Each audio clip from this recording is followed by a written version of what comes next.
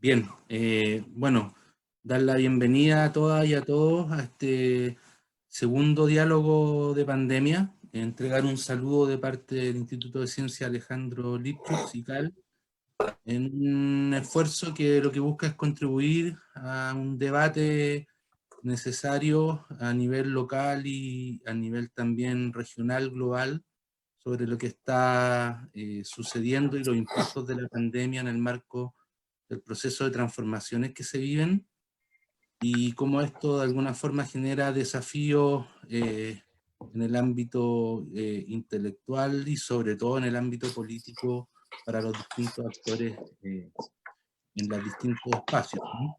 Así que darles la bienvenida. Yo quiero, en nombre del Instituto también, junto con saludar, dar la bienvenida en específico a Carla Díaz, que va a ser la moderación activa de este espacio. Carla es abogada, parte de la red de artistas intelectuales en defensa de la humanidad en Chile. Ella es venezolana, sí, y también colabora y hace trabajos de investigación con nuestro instituto. Así que Carla, bienvenida también. Gracias por el apoyo en toda la organización y comenzamos. Gracias. Gracias, Claudia. Bueno, buenas tardes a todos y a todas. Darles la bienvenida a todos los que están conectados por el Zoom y por Facebook también. Y bueno, especialmente agradecer y dar la bienvenida a nuestros panelistas que tenemos el día de hoy, que gentilmente aceptaron esta invitación para hacer esta discusión. Tenemos conectada con unos temas con unas dificultades técnicas a Irene León, pero seguramente las va a resolver en breve. Ella está conectada desde Ecuador. Ella es socióloga, directora de la Fundación de Estudios, Acción y Participación Social FEDAEPS. Es autora de diversas publicaciones en torno a globalización, comunicación, feminismo, cambio civilizatorio, y es integrante también de la red de intelectuales, artistas y movimientos sociales en defensa de la humanidad. Es la coordinadora del capítulo Ecuador. Después tenemos a Ramón Grosfoguel.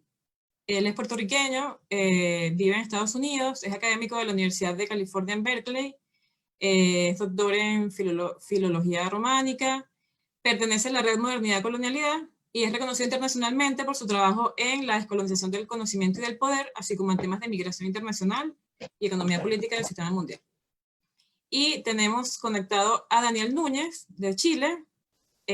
Bueno, él es sociólogo, es magíster en estudios sociales y políticos latinoamericanos, ha sido profesor de pregrado y posgrado en materias vinculadas a la sociología, estudios de movimientos sociales, y es diputado del Partido Comunista de Chile por la región de Coquimbo.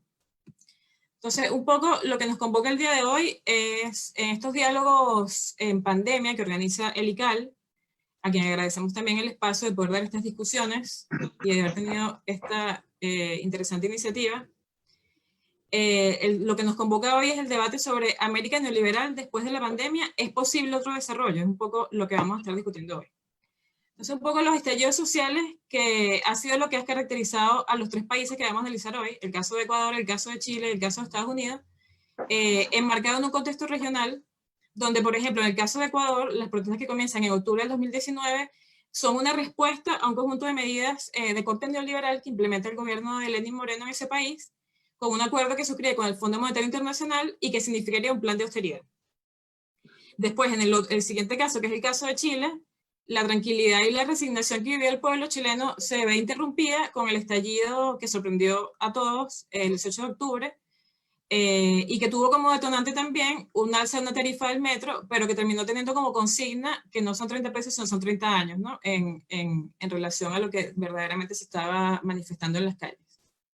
Y más recientemente, el caso de Estados Unidos, la potencia imperial, como un evento de carácter racista, como lo fue el asesinato de un ciudadano afroamericano a manos de la policía de Minnesota, detona la indignación de la ciudadanía frente a un evento que no es aislado, sino que se enmarca en un racismo que es estructural y que es permanente en el contexto de la sociedad norteamericana. Entonces, situando esto en la región latinoamericana, son eventos que suceden en un contexto de una región que está inestable y fragmentada. Inestable porque se ha caracterizado en el último tiempo por una serie de golpes blandos, derrocamiento de gobiernos legítimos a través de procedimientos con escaso sustento legal, como es el caso de Bolivia y antes el caso de Brasil, y una región que también está fragmentada porque los gobiernos de derecha en el último tiempo se han dado la tarea de desmontar todo el andamiaje institucional que estaba previsto para la integración regional, además de que hay un intento constante de aislar a países como Venezuela en alianza con los Estados Unidos. Esta situación, en un contexto de pandemia como el que vivimos actualmente, es muy complicada porque es una pandemia que obviamente no respeta fronteras y encuentra una región que está fragmentada, dividida y donde no hay articulación para tomar medidas en relación a lo que está sucediendo. Entonces, tenemos un modo de producción capitalista que en su versión neoliberal, que es lo que rige en estos países, no es capaz de dar respuesta a las situaciones de rebelión popular producto de estos estallidos, ni menos a una situación más grave como la de pandemia que vemos hoy en día. Entonces queda al desnudo una desigualdad que venía siendo disfrazada. Y hay un agotamiento de un sistema que viene siendo como agudizado al extremo, y esto se evidencia en pérdida de empleo, en pérdida y caída de los ingresos, en la carencia de derechos sociales, y la expresión más tremenda y más grave, que es lo que estamos viendo hoy en día en Chile, es la falta de alimentos y el hambre que comienzan a padecer amplios sectores de la población. Entonces, con todo esto, nos surgen como dos temas transversales para la discusión. El primero, que hay una crítica al colonialismo en una cierta perspectiva decolonial que viene dada en Chile por la reivindicación de los símbolos de los pueblos originarios en la rebelión popular, en el estallido social. En el caso de Ecuador, termina siendo el movimiento indígena el interlocutor con el gobierno en las negociaciones que se dan posteriormente. Y en el caso de Estados Unidos, vemos que un evento racista detona unas protestas de una magnitud que no habían sido visto antes, y también eso se transforma en una destrucción de los símbolos coloniales y esclavistas, que también encuentra eco en otros países, en otras regiones, y hemos visto lo que ha pasado en Europa, en Reino Unido, en Francia, en Bélgica. La segunda cuestión es la cuestión civilizatoria. Estamos definitivamente frente a una crisis civilizatoria, eso es un poco lo que nos estamos cuestionando. ¿Es necesario otro modelo de desarrollo? ¿Es posible otro tipo de desarrollo? Los postulados del buen vivir y de cambio civilizatorio que se proponían en países como Ecuador y otros países de la región en tiempo reciente cobran validez en este contexto. Entonces, es parte de lo que queremos abordar en esta tarde, y bueno, para ello le damos la palabra a nuestros panelistas, y vamos a partir con Daniel, que bueno, nos va a conversar sobre el caso particular de Chile. Bueno, gracias Carla por la invitación. Saludar también a Ramón, que lo vi en delante ahí en la imagen, no alcancé a saludarlo. Y también a Irene, que entiendo que se va a incorporar en cuanto vaya resolviendo los problemas técnicos que hay para que se incorpore. Y bueno, primero agradecer la invitación de participar, de escuchar este debate también, que es muy enriquecedor por las perspectivas que nos puedan dar gente que está en posiciones tan distintas, disciplina, academia, bueno, investigación social, o la situación más bien de práctica política coyuntural, que es lo que me corresponde a mí como diputado del Partido Comunista. Yo solo doy mis excusas porque hoy día justo salió una sesión de emergencia del Congreso, entonces estoy aquí, estoy mirando el computador porque tengo que estar atento al momento que nos llamen a votar, porque estamos sesionando en forma telemática, así que me voy a ausentar en un minuto para votar en la sesión del Congreso. Mira, yo quería, Carla, tal vez darle algunas ideas fuerza, porque es tanto lo que ha ocurrido en el último tiempo en Chile, en el mundo, que uno siente realmente a veces como una avalancha de situaciones, de contextos, de hechos que cuesta poder describir con detalle o analizar. Pero yo quería partir de dos cosas que me parece a mí que están muy presentes, tú lo decías también, en el debate que estamos dando hoy día en este foro, en esta participación en línea, y que ayudan a contextualizar tal vez la envergadura del debate y del problema que estamos viendo hoy día en el mundo, y particularmente en América Latina.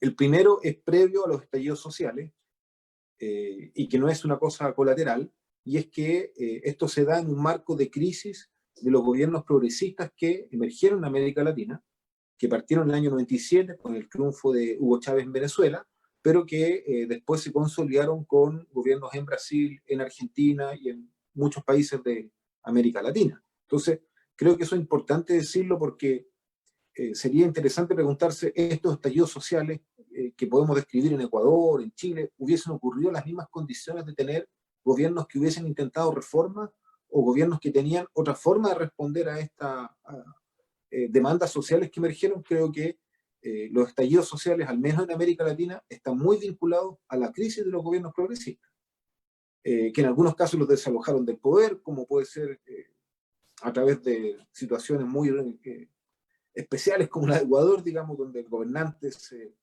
gira, digamos, de posición, o casos totalmente distintos como lo que puede haber ocurrido en Venezuela con este golpe blando para sacar a Evo Morales del gobierno. Entonces creo que es muy importante tenerlo presente porque creo que esto define también lo que va a pasar en América Latina. ¿Se agotarán los gobiernos críticos al neoliberalismo? ¿Será esto ya un proceso definitivo o podrá emerger un nuevo ciclo, como da la impresión que ocurrió con, o que puede ocurrir con el triunfo, por ejemplo, de el actual presidente Fernández en Argentina? Entonces me parece que es un tema necesario de contextualizar. Y el otro, que es bastante más obvio, pero no por eso deja de ser importante nombrarlo, es lo que ocurre hoy día en el mundo con esta crisis, que partió con una crisis sanitaria, pero que rápidamente toma una dimensión de una crisis económica, social, y es obviamente la pandemia del coronavirus y lo que está implicando para la economía mundial, para las sociedades y su impacto, que todavía está en pleno desarrollo. Yo señalo esto un poco por el contexto, porque creo que va a estar presente en el debate. Ahora, obviamente lo primero es decir qué pasó en Chile a partir de los sucesos, las movilizaciones del 18 de octubre. Lo primero que hay que señalar es que estamos ante una movilización social espontánea, podemos llamarle estallido, otros diremos revuelta, otros dirán rebelión social, pero lo que está claro es que son movilizaciones absolutamente atípicas, extraordinarias, de una masividad, radicalidad, que incluso permanecieron en el tiempo hasta que ya esta pandemia, digamos, amenazó la existencia física de los ciudadanos chilenos. Entonces, ha tenido una prolongación muy grande en el tiempo y, sin lugar a dudas, es la crisis más grande que ha vivido la democracia desde el año 90, o sea, la democracia que emerge de la dictadura. Para un poco poder tener esa subjetividad de lo que uno vivió, yo creo que Chile no vivía protestas tan radicales, tan fuertes, desde el tiempo de la dictadura. O sea, estamos hablando de 30 años de una sociedad que se había olvidado de este tipo de movilizaciones de estas características, lo cual evidencia la envergadura que tuvo.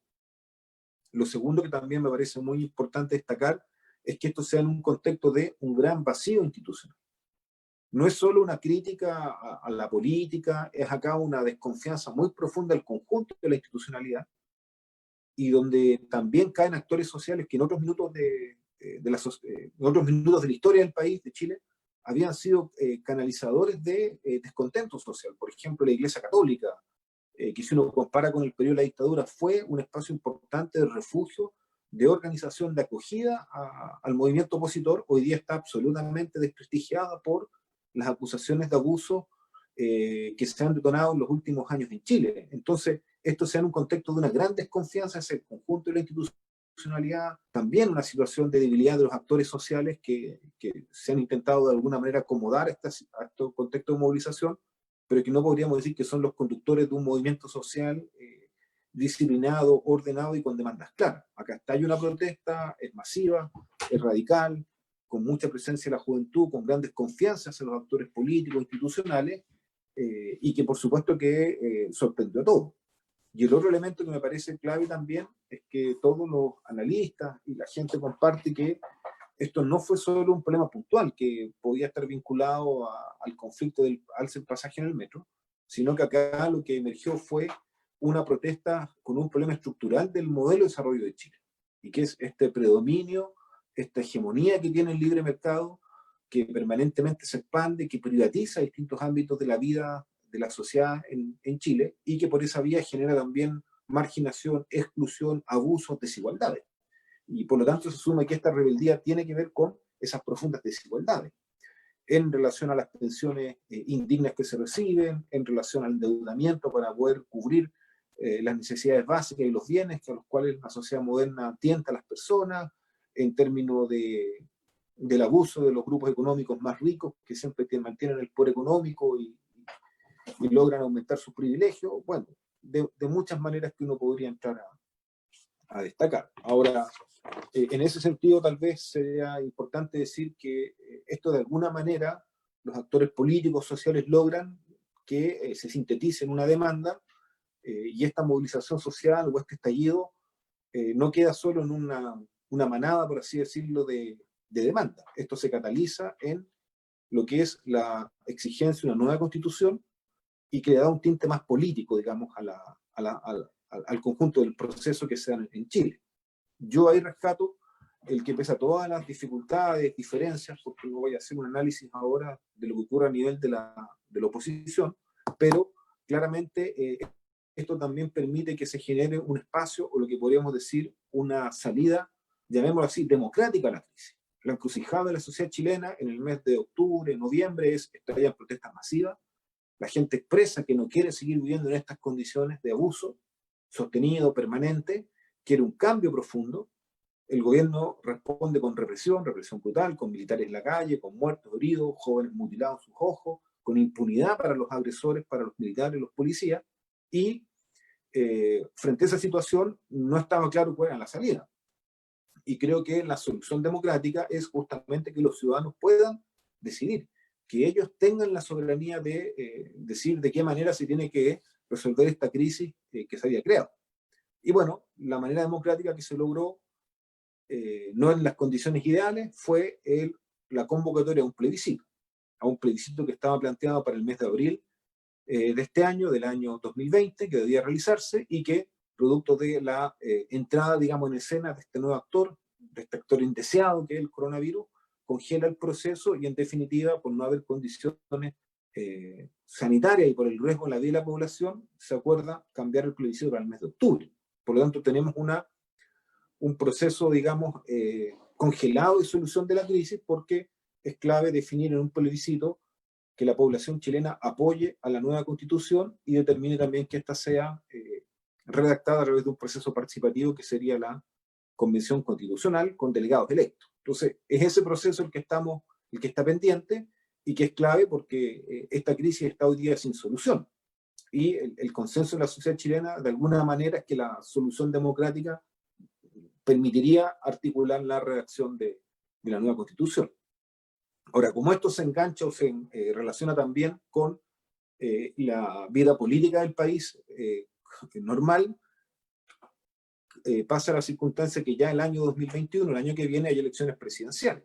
Por lo tanto, uno dice, se puede resolver esta crisis con la nueva constitución, con un plebiscito que determine a redactarla, y también con la posibilidad que en 2021 se elija un gobierno que quiera hacer cosas distintas. Ahora, ahí se abre una gran posibilidad. ¿Por qué? Porque en Chile, tal vez a diferencia de lo que pasa en otros países de América Latina,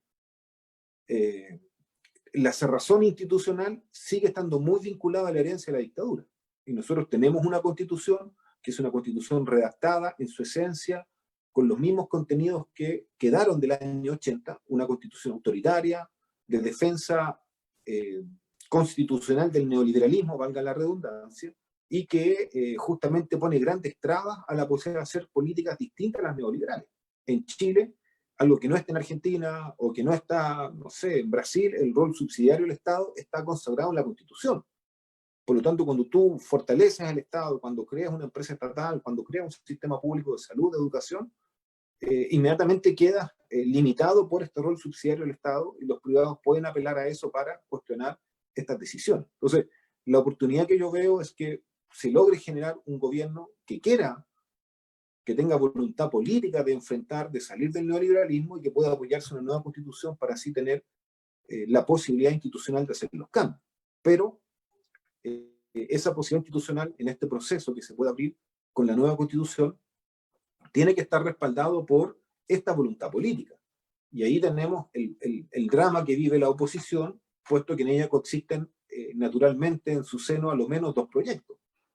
Los que creen que este es salir del neoliberalismo y aspirar a un nuevo modelo de desarrollo que supere los elementos estructurales que han creado esta desigualdad y que han provocado los abusos del estallido social, y aquellos que creen que con pequeñas reformas en el marco de esta economía ultraliberal o este capitalismo salvaje que tenemos en Chile, se va a poder seguir sosteniendo el modelo actual. Entonces, frente a ese dilema, claramente la oposición a veces puede caer en incoherencia, en incongruencia, y creo que necesita resolver esa tensión para darle coherencia a lo que le ofrezca como alternativa a la sociedad chilena. Quería terminar planteando un poco cómo se da esto con la situación que nos afecta hoy día con la pandemia, con esta situación tan especial que nos toca vivir en el mundo, pero también tan extraordinaria, porque realmente es algo que uno no se imaginaba, que no tenía una noción de esto de estar en distanciamiento, encerrado, esto que las comunicaciones físicas se cayeran de esta manera en el mundo. Y claro, este nuevo escenario también genera desafíos. Primero, porque todo indica, por lo menos en el caso chileno, yo no quiero hipotetizar qué va a ocurrir en otros países del mundo, porque hay gente que de eso puede tener mucha más experiencia y conocimiento, pero en el caso chileno es evidente que la salida que impone el gobierno de Sebastián Piñera a la emergencia y a la reactivación es una salida donde lo que se busca es profundizar el neoliberalismo. Es más de lo mismo que la gente rechazó, más de lo mismo que generó el estallido social, incluso agudizado en términos de mayores desigualdades. ¿Por qué? Porque van a quebrar muchas pequeñas empresas, esas pequeñas empresas van a demorarse un gran tiempo en volver a pararse, si es que logran volver a ponerse de pie, y a la par de eso, obviamente va a haber un impacto en capas medias, en los trabajadores que laboraban para esas pequeñas empresas. Hay un desempleo que está en alza, con un nivel de protección social muy precario. Si bien en Chile se ha avanzado en algunas medidas de protección social, de hecho ahora estamos votando un proyecto de ley que es de un ingreso familiar de emergencia para el trabajador informal, son montes de dinero muy reducidos y una cobertura muy limitada. Entonces, mucha gente que requiere la ayuda del Estado, pero que esa ayuda no va a llegar, o va a llegar en montos insuficientes, y por lo tanto va a padecer también los efectos sociales agobiantes de la crisis, incluso en algo tan básico como el no tener para comer. Y por supuesto que también ocurre otro hecho relevante, y es que muchos analistas señalan que las necesidades de impulsar la economía digital, las propias inversiones en capital, la irrupción de las nuevas tecnologías va a hacer también que la recuperación del empleo sea mucho más lento que lo que hubiese ocurrido en 2 o 3 años. Es decir, las nuevas tecnologías, que son base para mejorar la calidad de vida, también pueden agudizar desigualdades sociales muy brutales, particularmente en menores niveles de empleo, producto que la tecnología reemplace muchas de las labores que realizan hoy día trabajadores o trabajadoras. Eso nos indica que esta pandemia va a agudizar las contradicciones sociales en Chile, la injusticia, la desigualdad, y eso hace pensar que está larvado también en cualquier minuto algún tipo de estallido social.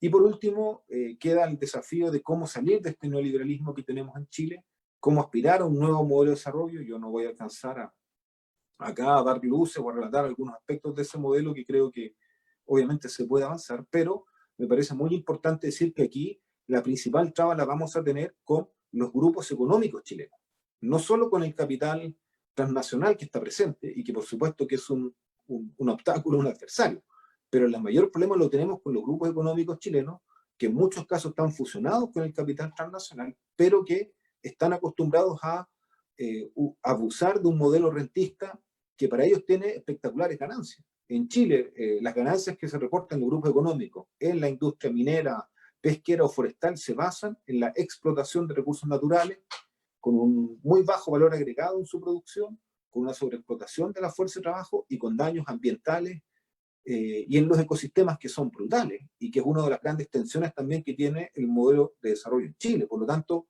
tenemos un grupo acostumbrado a un rentismo que proviene de la explotación de recursos naturales, con ganancias espectaculares y que no está dispuesto a soltar esa base.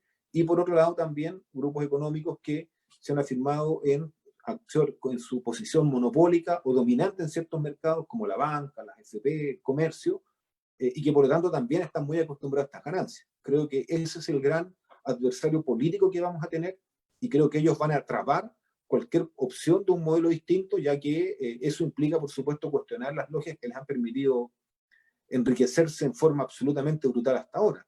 Así que son algunas de las cosas, Carla, que yo podría plantear.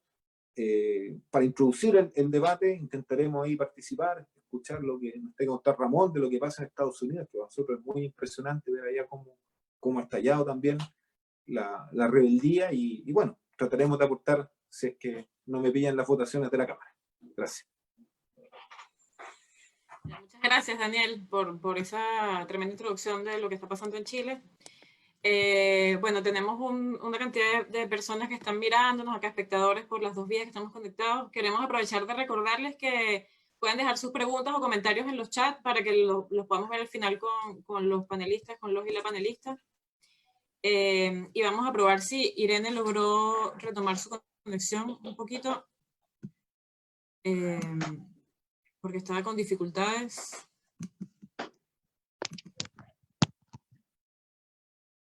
Recordar que Irene está conectada desde Quito, allá en Ecuador, y Ramón está desde los Estados Unidos. Entonces estamos aquí con cambio horario y todo. y esperando ver si podemos contactar con Irene, que parece que no. ¿Me escuchas, Irene?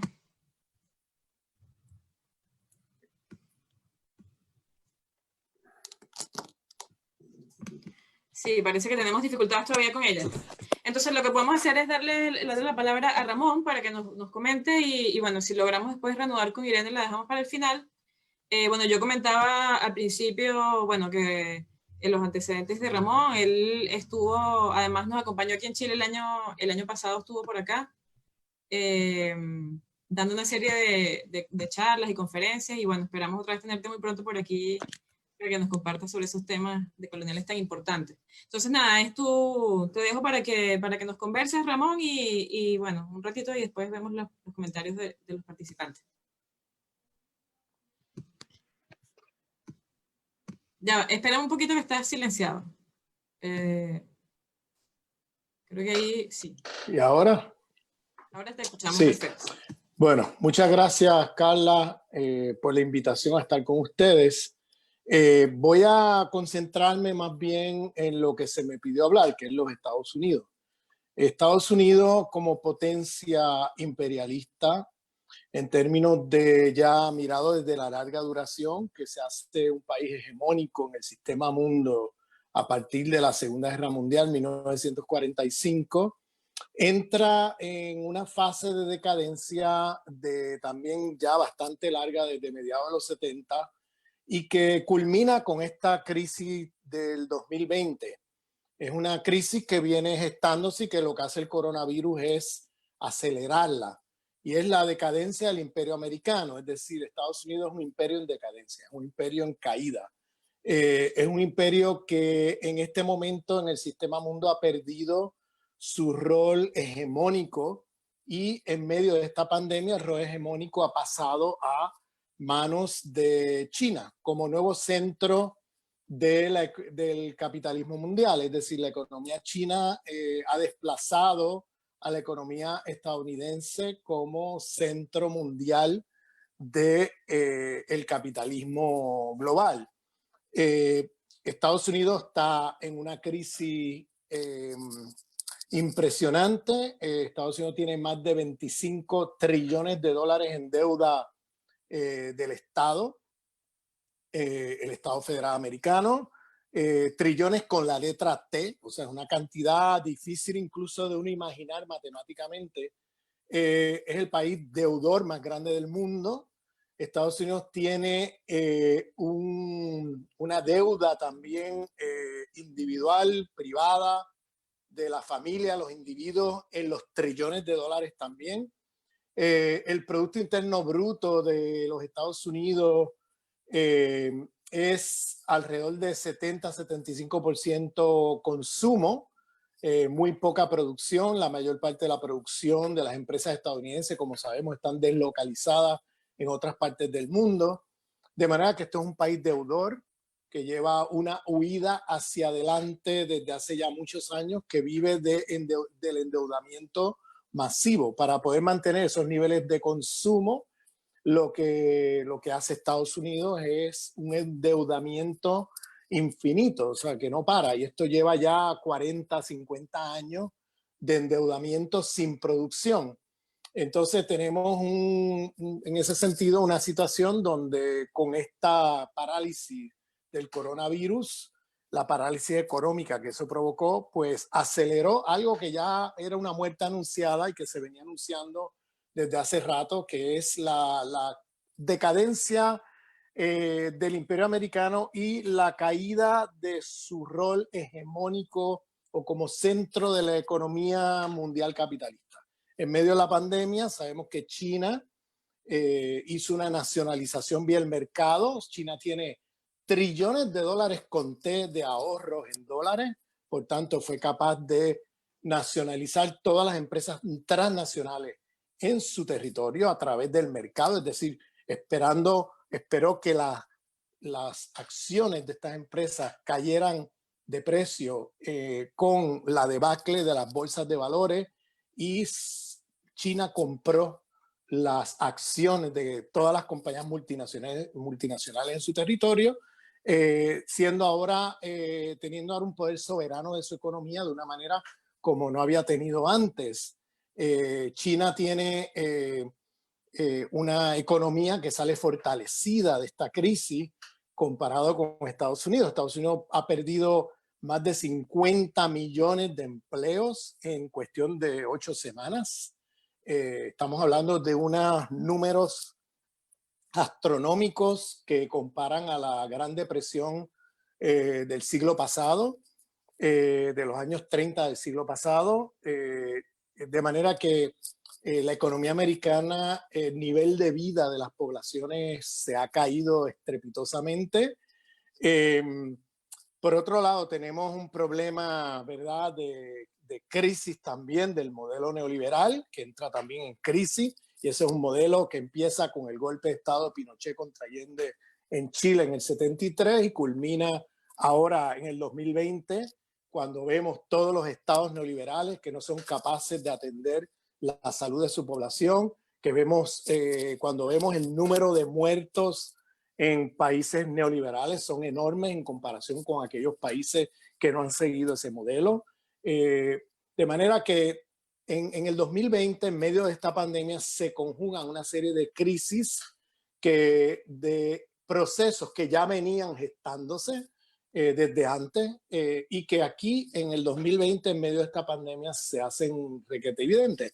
El tercer ciclo es el ciclo de 1492 al 2020, que es el ciclo de esta civilización moderna occidental que ha tenido como paradigma de producción un afán de riqueza y una producción tecnológica destructiva de la vida.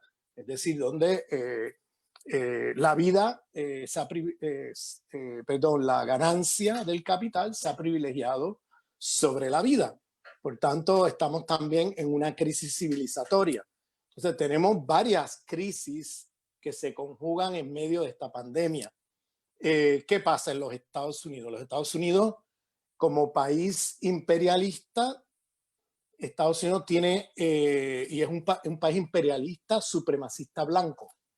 Este término de supremacista blanco, supremacía blanca, es un término que es demasiado evidente cuando uno vive en las entrañas del monstruo, cuando, como decía José Martí, cuando usted vive en América Latina, queda más, no queda tan claro, pero cuando usted vive en las entrañas del monstruo, usted ve claramente que el proyecto imperialista capitalista está acompañado e imbricado con un proyecto de supremacía blanca imperial, porque toda la riqueza del mundo se acumula en unas pocas familias supremacistas blancas que consideran que se consideran superiores racialmente al resto del planeta y cuyo proyecto viene gestándose desde hace ya varios siglos a través de un proceso de genocidio hacia poblaciones indígenas en los territorios americanos, así como también la esclavización de poblaciones de origen africano que fueron secuestradas en África y transportadas por la fuerza a las Américas para ser esclavizados en las plantaciones, en el caso del Caribe de algodón o en el caso del Caribe del azúcar o en el caso de Estados Unidos las plantaciones de algodón. Estamos hablando de un país que se organiza, el concepto de capitalismo racial lo describe muy bien. Es un concepto de un afroamericano, Cedric Robinson, marxista negro, que planteaba este concepto de capitalismo racial para llamar la atención a la articulación entre jerarquía racial y jerarquía económica de clase y cómo estas dos cosas se imbrican, estas dos jerarquías de dominación. Entonces, ese concepto de capitalismo racial a mí me parece muy útil para pensar el capitalismo mundial, no solamente el capitalismo en los Estados Unidos, sino también en América Latina. Fíjense cómo en América Latina al menos en los Estados Unidos, las élites imperiales tienen, vamos a poner, dos caras. Hay una cara doméstica, que es la cara que presenta la supremacía blanca frente a los pueblos considerados racialmente inferiores, los cuales ellos se sienten justificados en superexplotar domésticamente, pero esa tiene otra cara, y es la cara del imperialismo de supremacía blanca frente a los países del tercer mundo. Esas élites se conciben racialmente superiores y se conciben justificadas en la superexplotación del mundo, porque su superioridad racial se articula también con teologías fundamentalistas cristianas, de la cual se sienten como una especie de enviados al planeta Tierra para salvar, a civilizar el mundo. Y eso tiene una vieja raíz muy fuerte en los imperialismos europeos, por supuesto, pero que el proyecto civilizatorio de la modernidad occidental capitalista pasa a las Américas, y el bastón lo adquiere Estados Unidos a partir de 1945. Y ese bastón, ellos con ese bastón continuaron este proyecto europeo de larga duración, al cual ellos se convierten en el nuevo centro hegemónico. Entonces, tenemos entonces al interior de Estados Unidos, queda muy evidente cuando uno está dentro de los Estados Unidos esta articulación capitalista racial de supremacía blanca, capitalista, imperialista. Pero cuando usted está en América Latina, muchas veces la gente lo que ve es el sistema económico capitalista imperialista, pero no ve el rostro racial de ese sistema. Es decir, la superexplotación que se vive en América Latina, el capitalismo salvaje neoliberal de despojo de los pueblos, de los recursos de los pueblos, de las tierras, de sus recursos de sobrevivencia, de capitalismo salvaje, eso tiene un rostro también racial,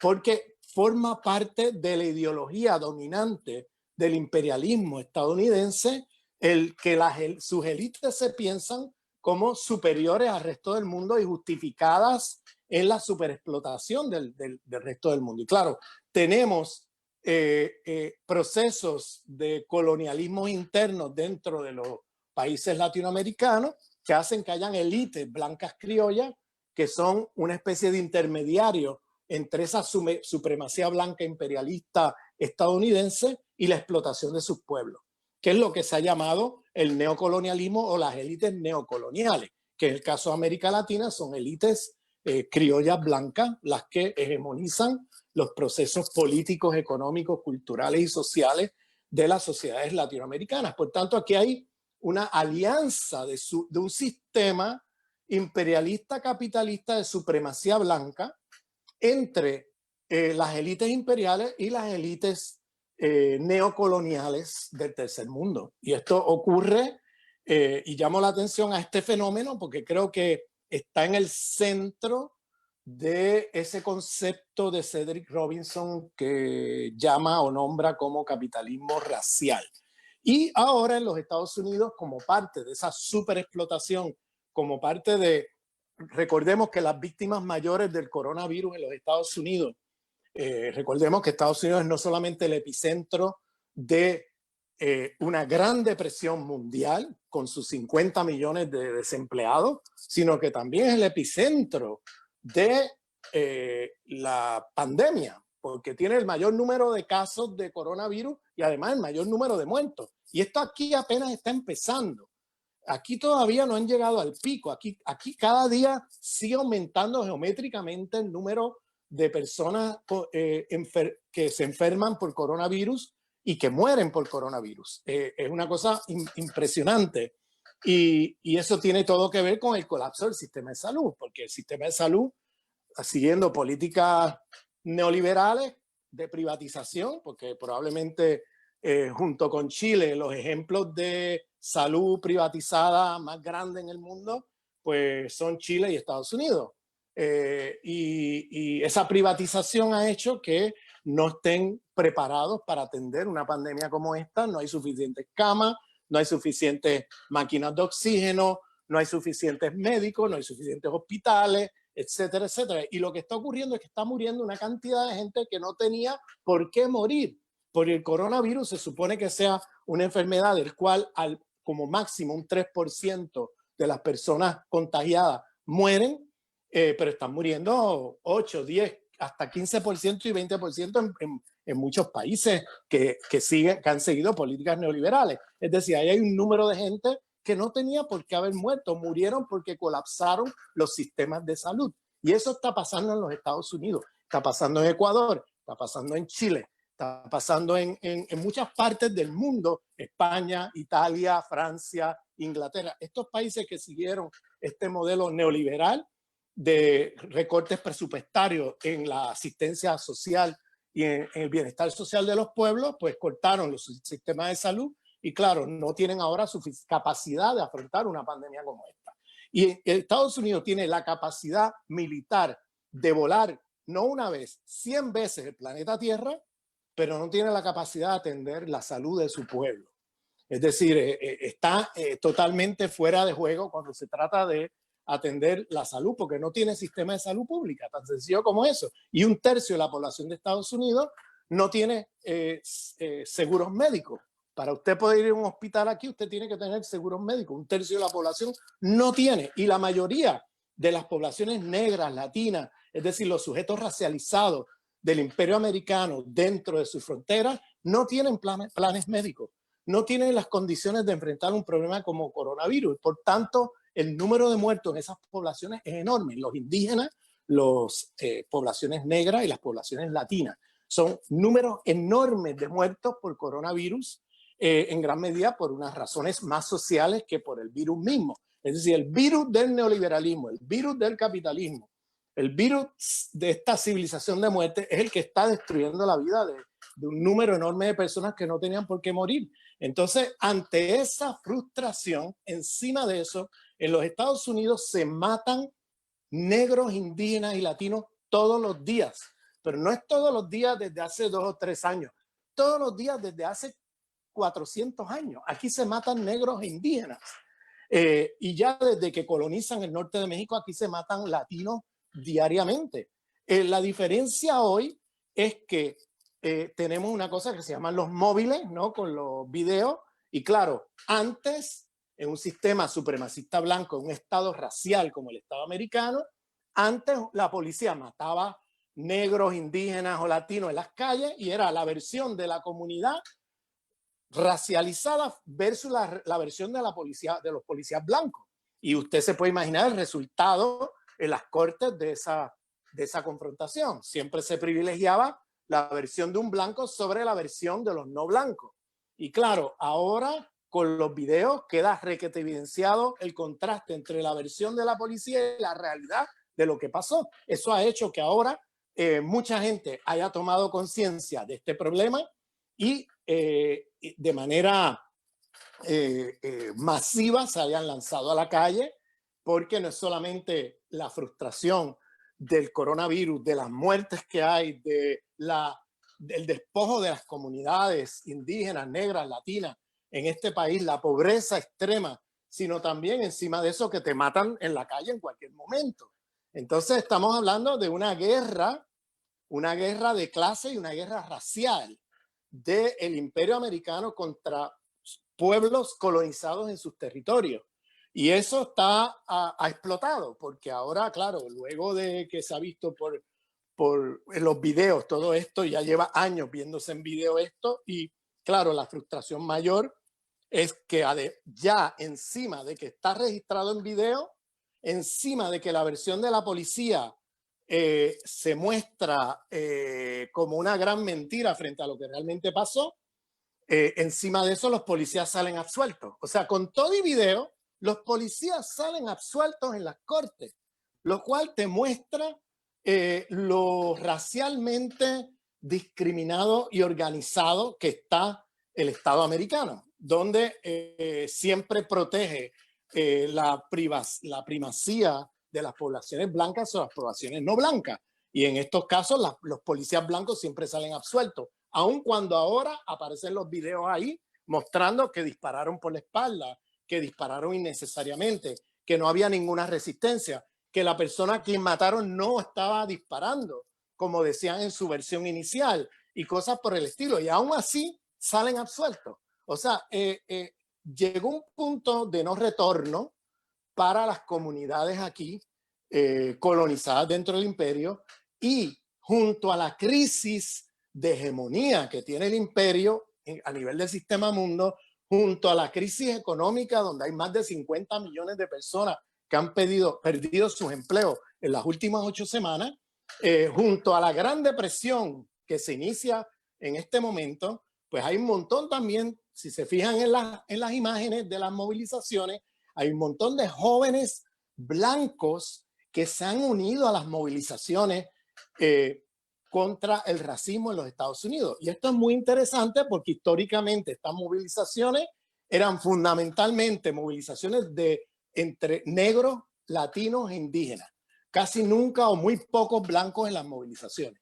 Lo nuevo que estamos viendo es que hay una generación de jóvenes blancos que se están uniendo a las marchas, que se están uniendo a estas movilizaciones, y aquí se pone en juego en muchos sentidos el futuro del imperio en términos de no solamente su decadencia, en términos, como dije al principio de la charla, en términos de su pérdida de hegemonía y cómo la nueva hegemonía del sistema mundo pasa a la China, sino también que domésticamente hay una gran decadencia del imperio. Trump es un ejemplo de debilidad y no de fuerza. Es decir, Trump, a pesar de que pareciera que Trump pareciera tener una fortaleza, etcétera, en realidad Trump es una manifestación de decadencia imperial. Cuando tienes un presidente como Trump que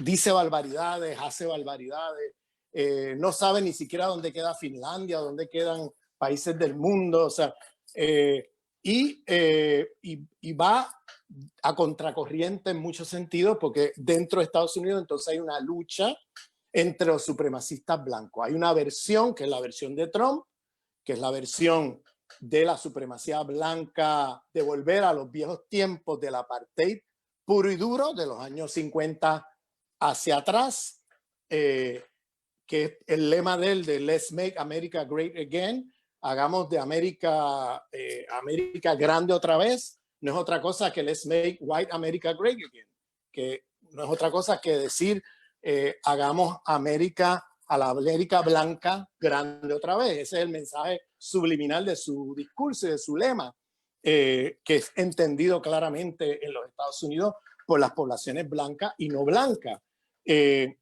Ese proyecto de volver a los años del apartheid puro y duro es un proyecto que intenta de alguna manera seducir a las poblaciones blancas americanas de retornar a los tiempos en que existía una institucionalidad abiertamente apartheid. Luego tenemos como proyecto que se contrasta a ese, el proyecto que podríamos nominar como el multiculturalismo liberal, que es una forma de la supremacía blanca que opera también manteniendo la supremacía de la élite capitalista blanca en el poder, pero dándole un rostro multicultural al poder y al Estado blanco, es decir, incorporando entre las élites del Estado individuos de origen afro, de origen indígena, de origen latino, para darle un rostro multicultural, liberal al imperio, a la supremacía blanca, pero dejando a las poblaciones que representan estas personas en el mismo lugar. Es decir, no haciendo un cambio radical de las estructuras de dominación. Y esto quedó claramente cristalizado en las declaraciones de la semana pasada de Joe Biden, el candidato demócrata. Joe Biden dijo públicamente, yo propongo que en lugar de dispararle a la cabeza, le disparemos a los pies. O sea, aquí tiene cristalizado las dos caras de la supremacía blanca estadounidense. La cara del viejo apartheid puro y duro de Trump y la cara del liberalismo multicultural. En uno, disparan a la cabeza y en el otro disparan a los pies. Pero ninguno se cuestiona el tema de dispararle a ciudadanos de plenos derechos en el territorio americano. Ninguno se cuestiona el fondo del problema, que es un problema racista, supremacista blanco, y que el tema no es disparar, el tema es dejar de dispararle a ciudadanos innecesariamente. No tienen ninguna razón para estar disparando como disparan. En cambio, el debate es si disparar a la cabeza o disparar a los pies. Los liberales multiculturales llaman a disparar a los pies. Los que quieren volver al viejo apartheid llaman a disparar a la cabeza. Bueno, ¿cuál es la diferencia entre uno y otro? Realmente no es mucha. No es mucha la diferencia. Bajo este régimen de supremacismo blanco liberal multicultural, usted puede tener hasta un presidente negro, como por ejemplo tuvimos Obama. Pero bajo Obama se expulsaron más latinos que en toda la historia de las administraciones previas en los Estados Unidos. Se mataron tantos negros en las calles como bajo Bush o bajo cualquier otro. Es decir, acuérdense que Obama estaba en la Casa Blanca.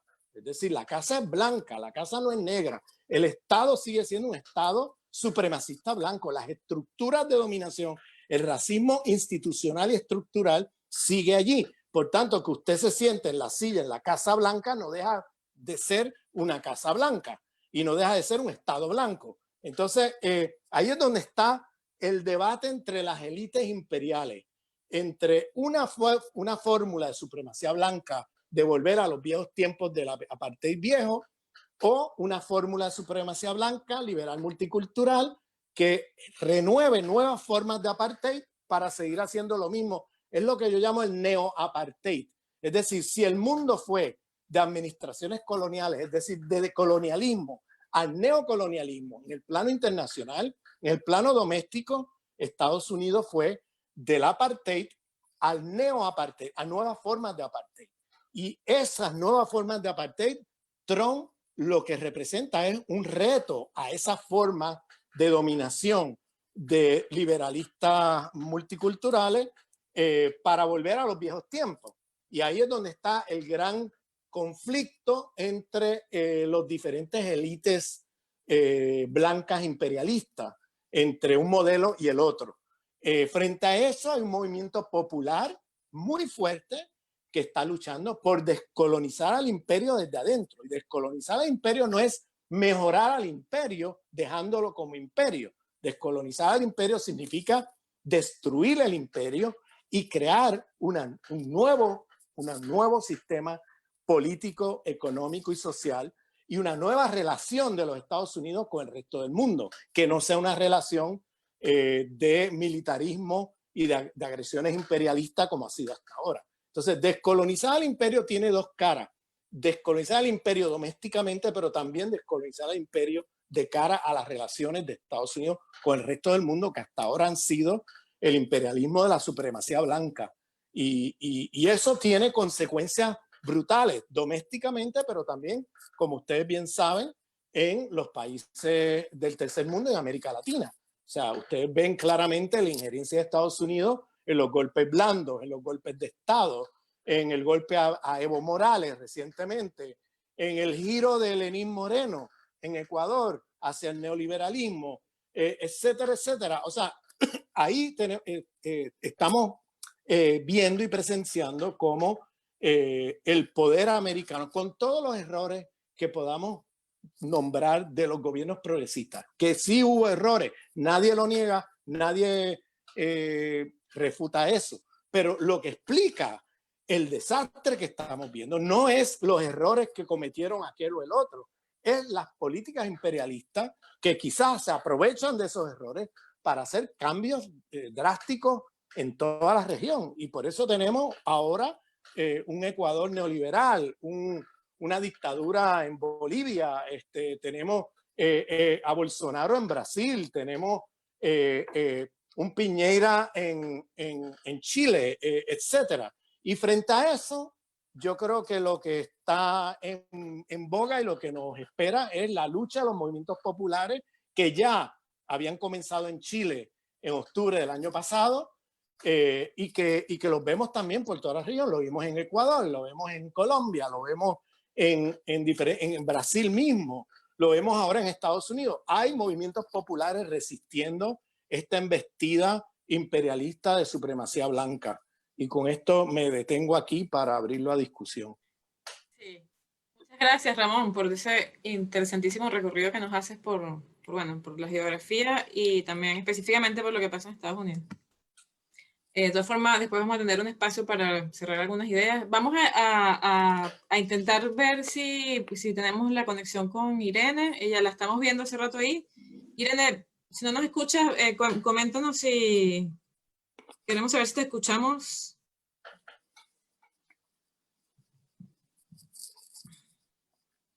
Ella tiene una dificultad con la conexión, pero parece que podemos escucharla. Irene, ¿te escuchamos? No, no te estamos escuchando. Es un tema del audio de tu computador.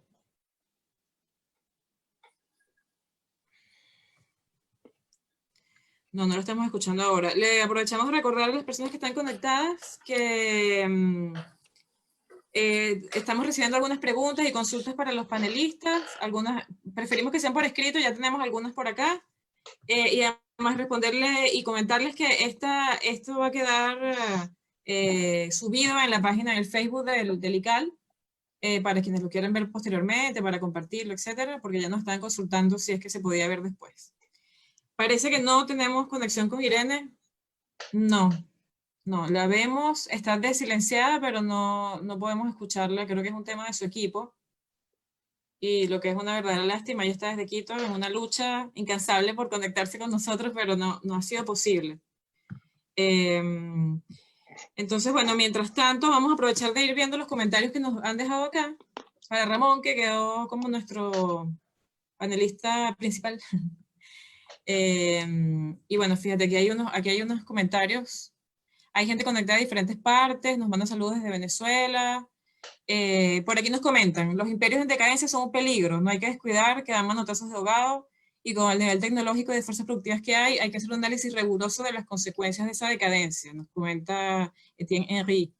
Después por aquí te preguntan desde Alemania, Agrofogel, ¿qué espacio le queda al proceso de colonial latinoamericano bajo la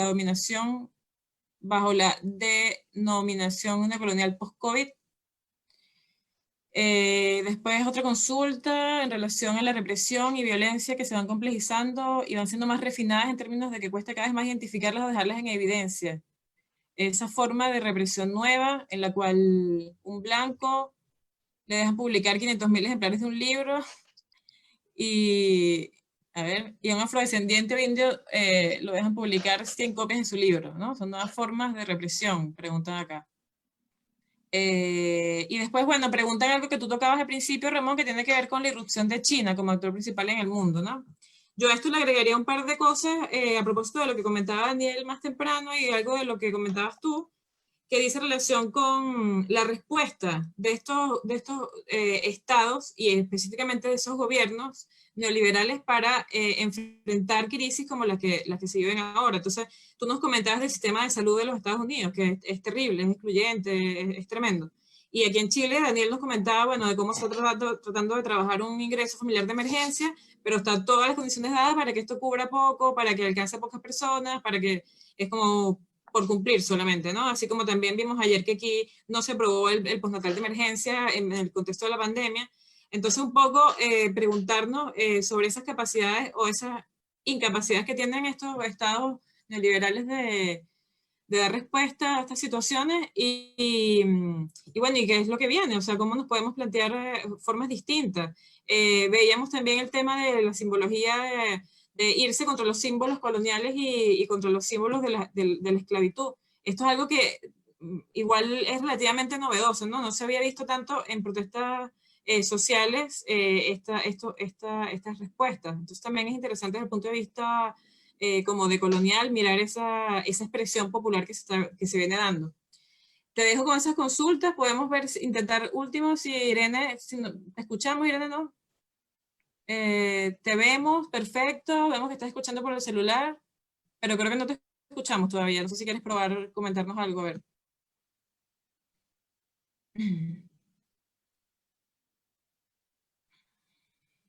Parece que no podemos escucharla. Vale. Sí, entonces nada, te dejamos, Ramón, para que nos hagas unos comentarios en relación a estas cuestiones que tenemos acá. Nos hubiese gustado mucho escuchar el planteamiento de Irene, justamente porque Ecuador representa con sus características propias digamos, ese giro neoliberal de que hablamos al principio, un poco tú comentabas al respecto. Ecuador viene con un proceso de cambio bien interesante, de transformación. De hecho, tiene una constitución súper novedosa que incorpora cuestiones que hablan de un paradigma distinto, de reconocer derechos a la naturaleza, de otra propuesta civilizatoria. Y bueno, en Ecuador se da una jugada de otro tipo que hace que ahora esté por una senda neoliberal bien compleja. Nos hubiese gustado mucho conocer esa perspectiva, pero ya bueno, ya tendremos oportunidad de seguramente de escuchar los planteamientos de Irene en otra ocasión. Por ahora, bueno, te dejo estas inquietudes para que nos hagas ahí un redondeo Sí. con los planteamientos tuyos, Ramón. Gracias. Pues mira, yo digo, con respecto a una de las intervenciones, yo digo siempre, en los años 60 decíamos que el imperialismo es un tigre de papel, ¿no? Eso era el lema aquel de Mao que decía el imperialismo es un tigre de papel para llamar la atención a que el imperialismo no es todopoderoso y que puede ser derrotado. Pero hoy día yo hablaría de el imperialismo es un tigre herido. Y un tigre herido puede ser muy peligroso. Cuando digo esto es que un tigre herido sabemos, y sobre todo con herida mortal, porque estamos hablando de una decadencia de declive del poder imperialista de los Estados Unidos, el ascenso de China como nuevo hegemón del sistema mundo. Y en una situación así, ese tigre puede reaccionar de manera muy violenta. Digo esto porque Estados Unidos, fíjense que Donald Trump es el líder de un movimiento social, que es un movimiento fascista, supremacista blanco, el que dirige y llama y da las órdenes desde la Casa Blanca es Donald Trump. Donald Trump es el que moviliza a los supremacistas blancos. No sé cuántos de ustedes han seguido las noticias en Estados Unidos, pero a través del Twitter, él ordena a los supremacistas blancos a movilizarse en diferentes lugares de Estados Unidos contra todos los que él considera sus enemigos. Estamos viendo en los últimos días ya diariamente que están colgando negros de los árboles, como en los viejos tiempos del Ku Klux Klan en los Estados Unidos, cuando linchaban negros masivamente en los Estados Unidos. Eso está volviendo ahora. Y lo interesante es ver cómo Donald Trump hace un llamado de atención a que cuando él manda a estos supremacistas blancos, van armados, rodean parlamentos en los Estados Unidos. Por ejemplo, en Michigan rodearon el parlamento y allí está el Twitter de Trump diciendo esa gente es buena, esa gente no son malos, y esto es gente que va armada, agrediendo a la gente que se encuentra por la calle. Y sin embargo, cuando se hacen protestas contra los supremacistas blancos, contra las matanzas de negros en los Estados Unidos, Donald Trump es el primero que los llama basura, ¿no? A través del tweet. Entonces vemos cómo la implicación directa que tiene el presidente de los Estados Unidos desde la Casa Blanca con este movimiento. Esto es un movimiento social, es un movimiento social de extrema derecha, supremacista blanco, que está siendo movilizado, articulado y organizado y dirigido por Donald Trump. Él es el que da las órdenes en todo el país. Y este movimiento está llevando a los Estados Unidos a una situación donde podríamos ver cosas muy inesperadas desde el punto de vista de las posibles reacciones que pueda tener el imperio americano este año o en los próximos años ante su propia decadencia. Recordemos que en momentos de un tigre herido es en los momentos más impredecibles de reacciones violentas que puedes ver, y por tanto hay que prestarle atención a esto, porque a Estados Unidos lo único que le queda como una especie de periferia en el mundo, es lo que ellos llaman, desde su visión supremacista blanca racista, su patio trasero, que es América Latina. Ellos ante haber perdido las guerras del Medio Oriente han puesto su atención prioritaria nuevamente en América Latina, y por eso en los últimos años hemos visto todos estos golpes blandos y duros, en golpes de Estado blandos y duros en América Latina, destruyendo los gobiernos progresistas en la región, y hemos visto esta embestida brutal, esta guerra económica militar contra Venezuela.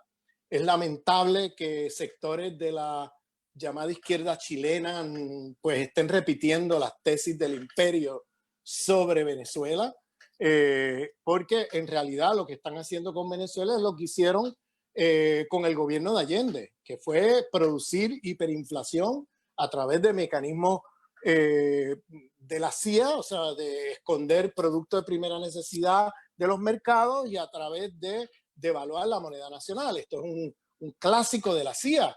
Lo han hecho en muchas partes del mundo a partir del modelo que siguieron contra Allende.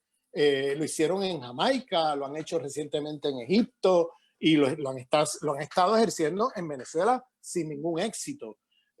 Por tanto, tenemos que ver estas estrategias y esto que está viviendo Venezuela hoy, no como un problema de un mal gobierno, sino como un problema de una intervención imperialista que se está ejerciendo usando viejos métodos de manual de la CIA, y por eso a mí se me hace un poco chocante que gente de la izquierda chilena, que conocen muy bien lo que pasó durante el gobierno de Allende y la mano de la CIA y del imperio en ese proceso hiperinflacionario que llevó a una movilización de las clases medias chilenas pidiendo un golpe y apoyando un golpe militar, como no lo pueden ver en el caso venezolano. Se me hace muy difícil entender cómo es que esa izquierda chilena no puede ver que este es el mismo modelo y los mismos métodos, ahora con métodos más sofisticados,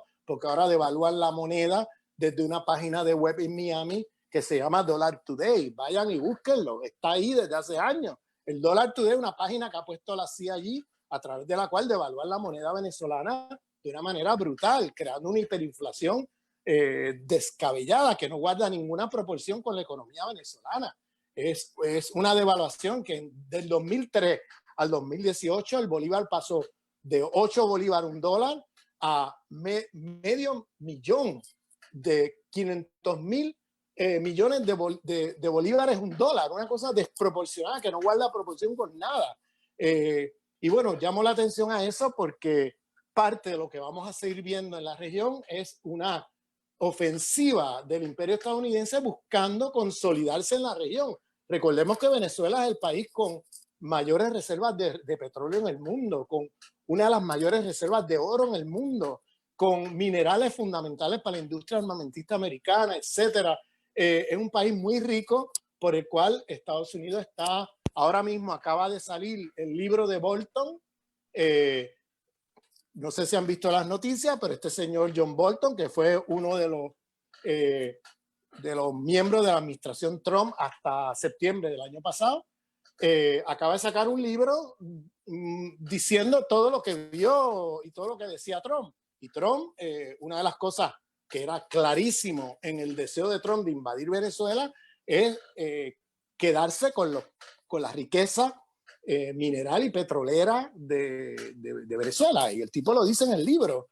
Ese libro está siendo discutido ahora esta semana muy fuertemente en la prensa estadounidense porque está haciendo unas revelaciones muy controversiales en términos de revelar el rostro de lo que Donald Trump dice en privado, pero no dice en público. Y una de las cosas que son clarísimas es que el interés de Donald Trump por Venezuela no tiene nada que ver con democracia ni nada. Tiene que ver con los recursos económicos. Incluso llega a decir que Venezuela es parte de Estados Unidos. Llega a pensar desde la doctrina Monroe de que Venezuela es un territorio perteneciente a Estados Unidos. Eso lo dice Bolton sobre cómo piensa Donald Trump. O sea, y Donald Trump no es el único que piensa así. Estamos hablando del establishment imperialista supremacista blanco que piensa de esta manera. Por tanto, yo creo que los próximos años para América Latina, con un tigre herido como es el imperialismo americano, van a ser años muy duros y donde tenemos que, en muchos sentidos,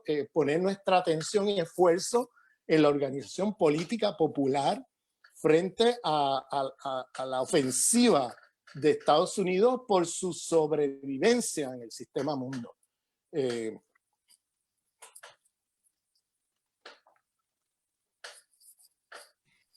Gracias, Ramón, por esos comentarios. Mira, por ahí se nos quedan algunas preguntas como en el tintero. Nos preguntaban por el ciclo progresista en la región, cómo veíamos el porvenir de ese tema, y también si el sujeto joven, como ha sido aquí tan protagonista en Chile, si también eso pasaba en Estados Unidos. Ese par de comentarios nos dejan. Si quieres hacer ahí una respuesta como para que vayamos cerrando. Lamentablemente no logramos conectarnos con Irene, pero ya haremos otra conversación con ella y eso, un cierre, y nos cuentes ahí un par de ideas finales. El tema de Venezuela, sin duda, muy importante para analizar en este contexto. La región quedó desconectada y sin capacidad de articular políticas frente a la pandemia con esta situación con Venezuela que tienen de intento de aislamiento.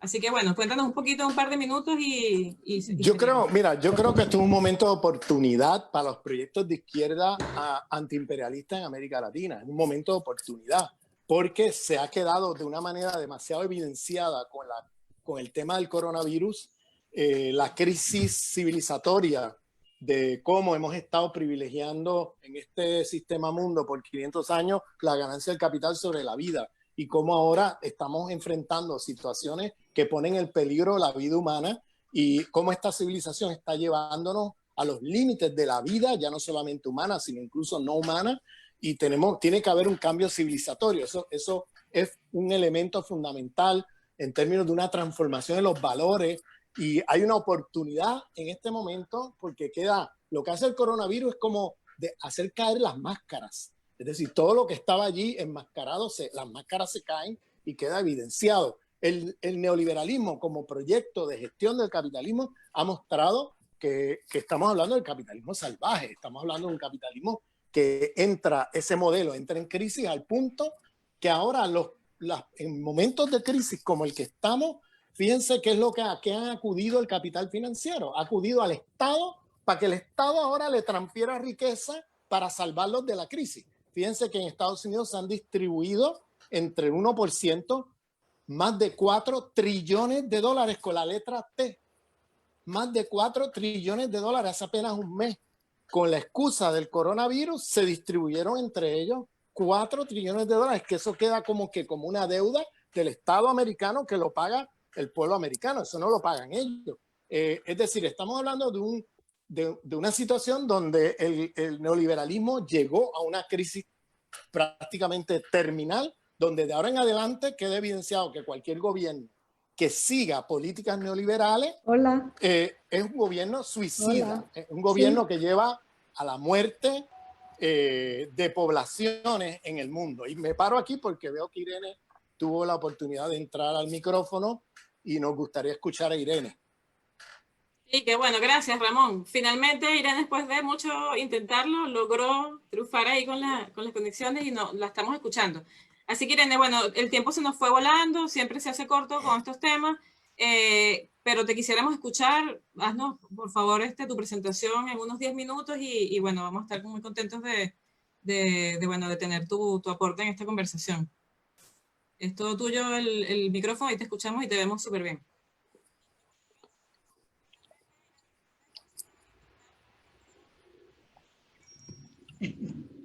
Bueno, mil disculpas por mis problemas técnicos. Gracias, Carla. Hazme señas si me escuchas. Por favor, ya.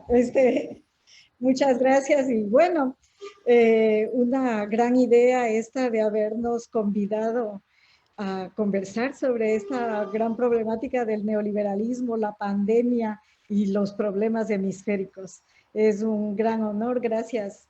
Gracias, Carla. Especialmente por haber tenido la idea de pensar en perspectiva hemisférica. Las Américas, decimos por acá, y está convocado como América, es grato igual. Es interesante porque justamente en este hemisferio se condensan, se concentran todas las contradicciones del neoliberalismo ahora. Incluso estamos viendo en nuestra región todas las contradicciones presentes e históricas de este capitalismo y de las problemáticas que se imponen ahora que estamos en un momento de transición hacia una nueva fase del capitalismo. Ya lo estamos viviendo en la pandemia, con la pandemia, y seguramente en lo que ustedes plantean reflexionar en la pospandemia.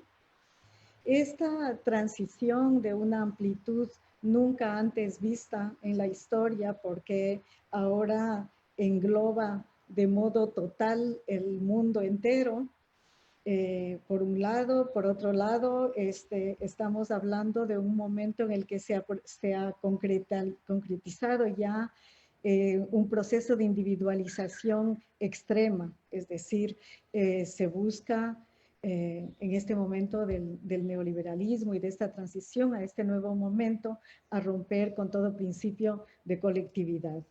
Es el corporativismo, las grandes corporaciones globales, sus intereses y las nuevas geografías que éstas han diseñado, lo que predomina en este momento.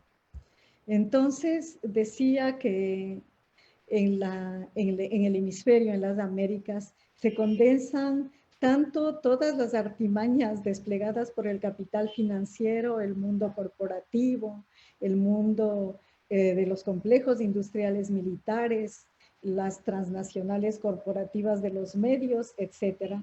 Están aquí, ese afán de controlarlo todo. Y están aquí también propuestas colectivas, propuestas ancestrales, visiones de horizonte innovadoras también que se han planteado especialmente desde inicios de este siglo, pero también antes. Entonces, para las Américas, este momento es un momento complejo, desafiante y que tiene, como dije, este gran abanico de situaciones y posibilidades. En el planteo de ver neoliberalismo y pandemia y pensar, como plantean ustedes, en otro desarrollo, sin duda tendremos que poner sobre la mesa todo esto. Es decir, por un lado, el concurso de los grandes intereses de la globalidad, de los intereses corporativos, y por otro lado, la posibilidad que ha tenido nuestros pueblos, nuestros países, de presentar agenda propositiva, prospectiva, innovadora en este momento. Sin duda, en este frente, Latinoamérica, el Caribe y también, obviamente, hablando del hemisferio del norte, entran con distintas posiciones a las fuerzas nuevas, digamos, por ejemplo, al llamado capitalismo digital, que es uno de las problemáticas de la nueva configuración del modelo capitalista ahora, y que es importante tener en cuenta. Sin duda, para quienes han desarrollado tesis en torno a la concreción del capitalismo digital en este momento, el estudio de la pandemia se vuelve crucial, puesto que desde hace un tiempo ya estaba anunciado este nuevo momento de universalización de una nueva forma de economía, la economía digital, por ejemplo, que programa un nuevo modelo de acumulación a través del comercio de los datos, a través de un nuevo modo de producción absolutamente, que viene incluso con el capitalismo 5.0, que se llama la robotización y la digitalización global, que implica también un cambio hacia un nuevo modo de hacer economía y de visualizar los intercambios, la criptomoneda, por ejemplo, propuesta y ya manejada por varias corporaciones del mundo digital y otras transnacionales, están haciéndose realidad. Entonces, su propuesta de hacer una mirada prospectiva de lo que pasa en la región y también en nuestros países con el neoliberalismo y la pandemia tiene que ver con muchas cosas. En el caso de Ecuador, por ejemplo, que ustedes tenían interés en conocer, sin duda, para leer lo que sucede hay que ver todo esto. Es decir, Ecuador como un buen espectro de países en América Latina y el Caribe desarrollaron una agenda interesante, prospectiva de integración latinoamericana, una propuesta de cambios, una visión de horizonte basada tanto en una mirada de futuro, pero con los pies en la historia, el buen vivir, vivir bien, que se ha planteado en la región andina, pero también otras propuestas como el socialismo en el siglo XXI, tienen estas aperturas de mente, estas aperturas de posibilidades que están sobre la mesa.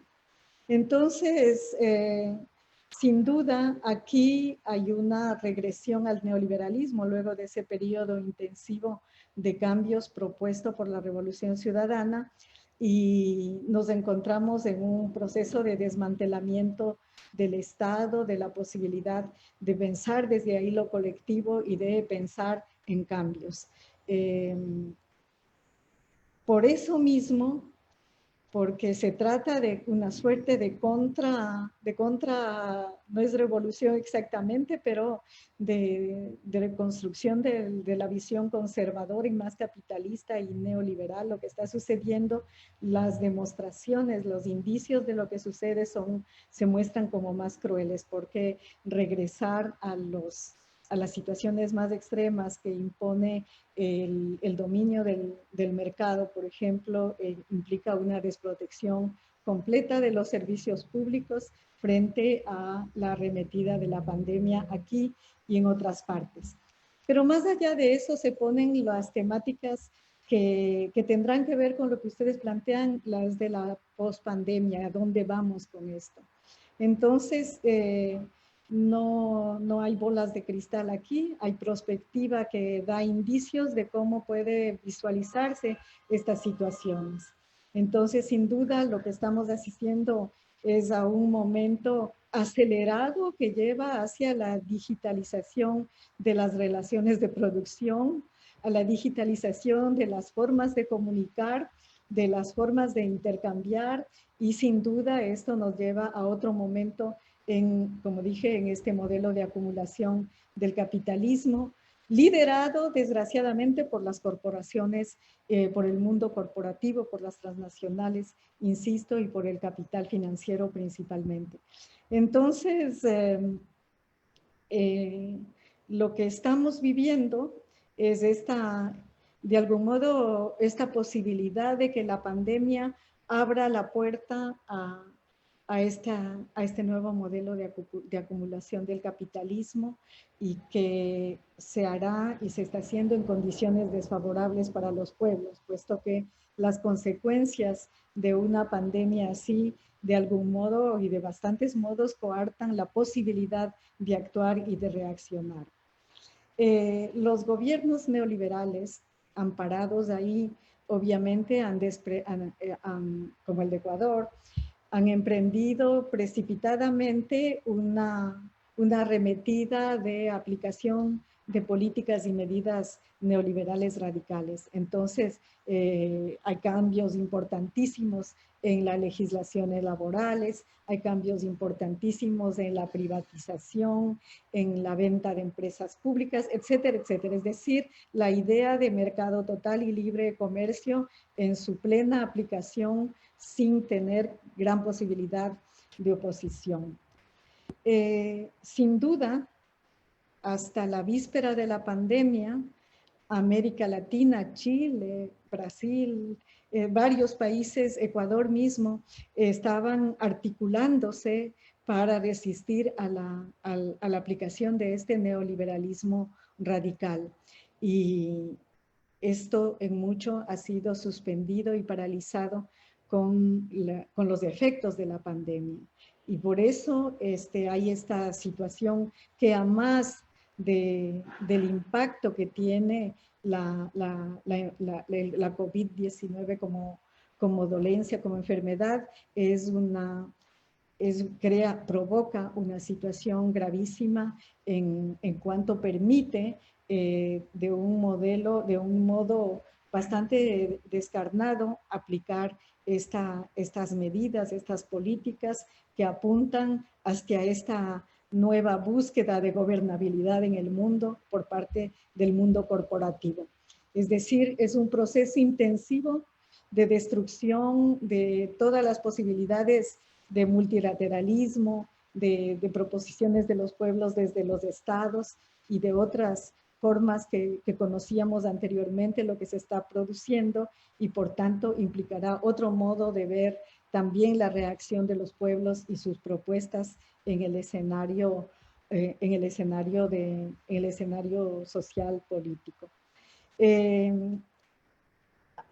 América Latina en este momento tiene muchos desafíos, ya los conocemos. El proceso de restauración conservadora que se ha dado es muy intensivo.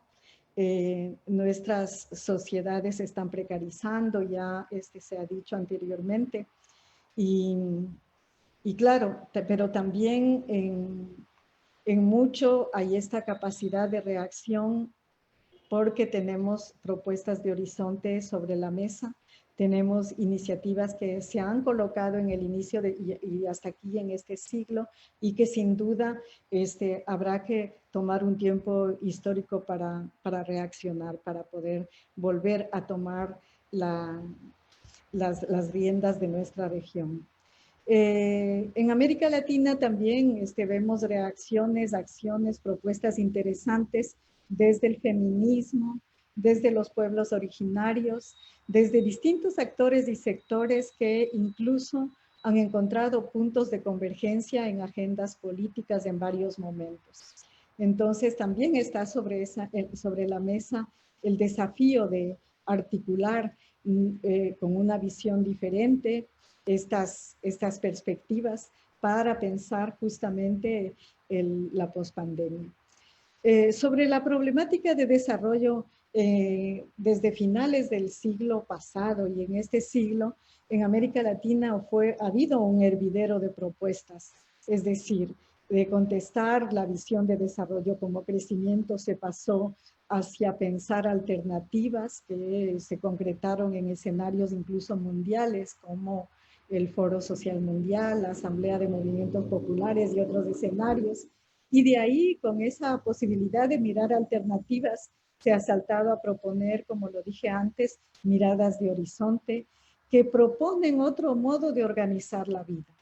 Es decir, de esta crítica que se ha venido dando a la contradicción potentísima que se presenta entre capital y vida, en América Latina se han colocado propuestas para la vida. Entonces, es impresionante, creo que tenemos que considerar cómo en lo que ha recorrido de este siglo, aquí hemos logrado inscribir constitucionalmente en varios países, una propuesta de economía para la vida en las constituciones, una visión de economía diversa y de producción diversa. Hemos logrado también en esos escenarios colocar desafíos de cómo hacer la política, de ética en la política y de pensar en el papel del Estado de otro modo, es decir, a pensar en propuestas de un Estado participativo construido desde los pueblos.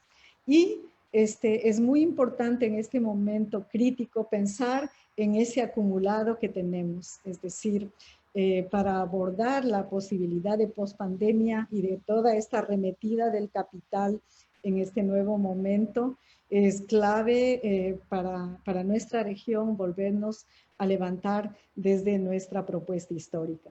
Y sin duda, más que nunca, defender el acumulado que sí tenemos, es decir, hay un acumulado de propuesta progresista que está en algunos países todavía, y sin duda la propuesta de socialismo que se levanta en Cuba de modo ejemplar para resistir no solo a la pandemia, sino al intento de abastecimiento de los conocimientos nuestros. Es decir, Cuba se ha levantado para luchar contra la pandemia en el mundo entero con solidaridad, con una propuesta interesante, pero más allá de eso propone conocimiento científico. Y resultados de ese conocimiento científico, resultados probados, como lo estamos constatando en sus gestas de solidaridad, con sus medicinas, con su búsqueda de vacuna, etcétera. Y resultados que se proponen desde otras miradas, se proponen desde la posibilidad ya no de registrar y aprovecharse de la propiedad intelectual y del tráfico de descubrimientos y conocimientos, que es una de los pies, de las patas económicas de este nuevo momento de acumulación.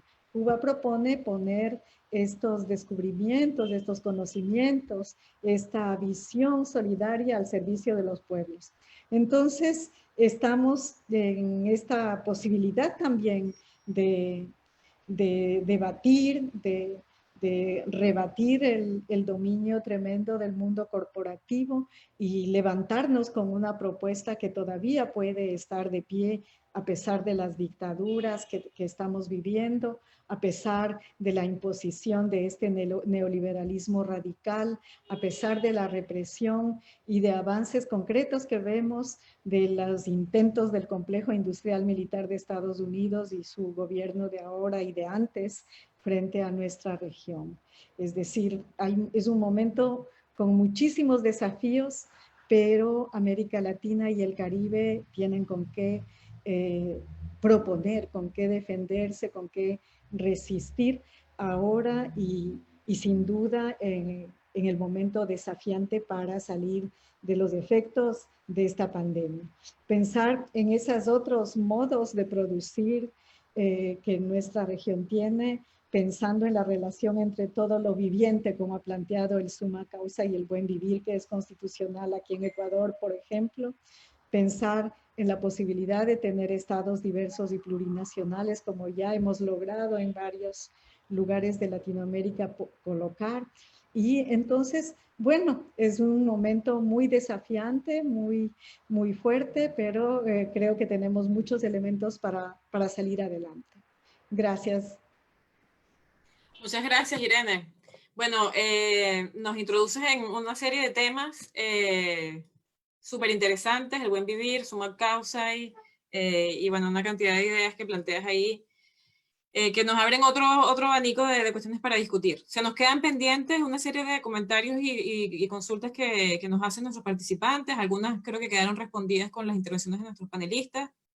Queremos agradecerles a todos. Desde el ICAL queremos agradecer especialmente a nuestros invitados. Esas son las cosas buenas de la pandemia, entre las pocas que hay, que nos permite de explotar este tipo de espacios y bueno, nos permitió compartir y conversar con Irene, que está en Ecuador, y con Ramón, que está allá en Estados Unidos, y nosotros acá en Chile, poder tener esta conversación tan interesante. Recordarles que esta conversación se escribe en un ciclo que está desarrollando el Instituto ICAL. El primero fue la semana pasada, este es el segundo, y seguiremos desarrollando algunas otras conversaciones sobre diferentes temas vinculados a la pandemia. Entonces los invitamos a que estén pendientes de las redes sociales con las próximas invitaciones a otras conversaciones que vamos a tener. Bueno, y finalmente agradecerles a todos y a todas los que están conectados, tanto en el Zoom como en el Facebook, por estar acá, por atender a esta invitación, que esperamos que haya sido de provecho, y bueno, nos vamos muy complacidas y contentas de haber podido lograr la conversación con todos y con todas, a pesar de las dificultades que pudimos tener al principio. Bueno, muchas gracias y que estén muy bien. Feliz noche.